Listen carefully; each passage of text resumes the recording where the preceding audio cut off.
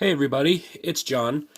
Today we're taking a look at the Marvel Legends Strong Guy Build-A-Figure Blue Deadpool. I got this guy for around $20 and I want to share my thoughts with you guys. Starting off with the painting and sculpting, I'm not sure which character this sculpt for the body originated from. Oh yeah, we'll talk about that later. But I'm not sure who the sculpt came from, but it actually fits Deadpool really well. As far as the paint apps go, they're very clean. If you take a close look, there are a couple tiny little mess-ups in the paint job, but for the most part, it's pretty good. I do know where this head came from, and it came from what the late, great Glenn Webb calls Taco Deadpool. That one used the Bucky Cat body, but this one does not seem to be using any parts from that. Also, I like how the feet are made to look like a Rob Liefeld drawing. That's a nice touch.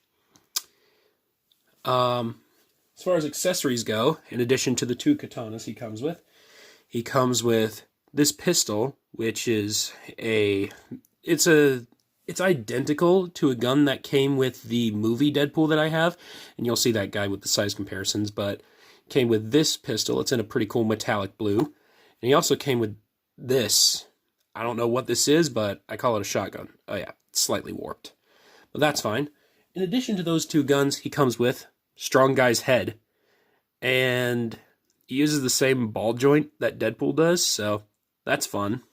But I never Build-A-Figure, so it's worthless to me.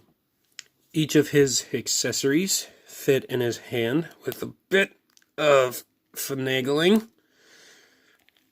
Dang. There we go.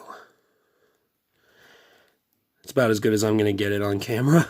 Let's see if I can get the trigger finger through. Hey, there it is. So, if swords and a healing factor won't get him away, shoot him in the face, huh? Great. Also, the shotgun-looking gun fits nicely into his hands, too. In fact, it was a little easier to get in there than his pistol. So, up next, we're going to talk about articulation. So, as far as articulation is concerned, head can rotate, look up a really good amount, seriously. It's even better if you pull his head back. He can look down about that far. Ooh, a penny. He also has a little bit of tilt, which is nice. At the shoulders, he's got a pretty cool butterfly joint. Wish that the yellow paint went all the way through, but that's fine. Also goes forward very far.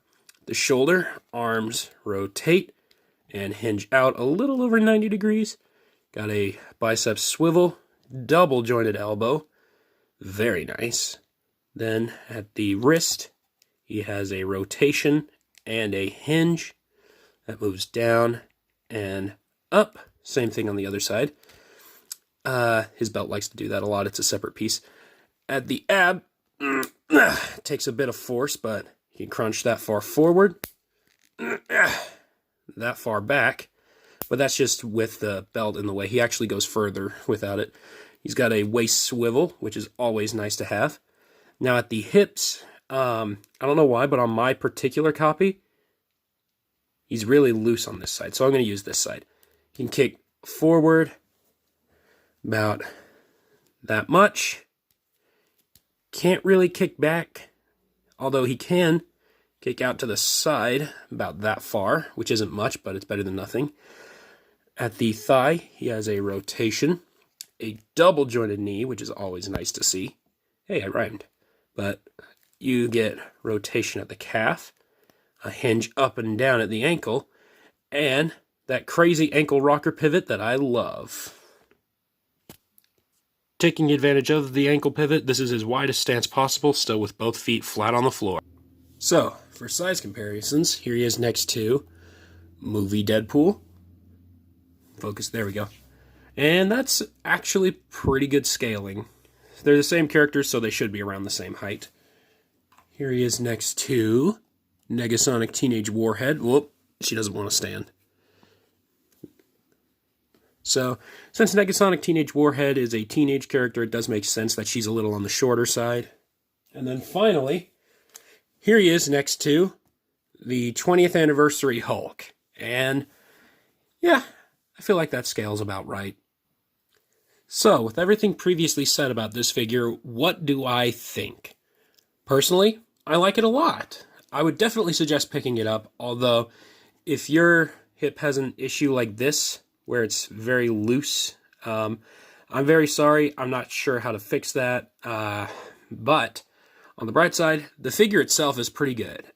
With really clean paint applications, a really good sculpt, and good articulation, I'd say it's worth it for the $20 that I spent.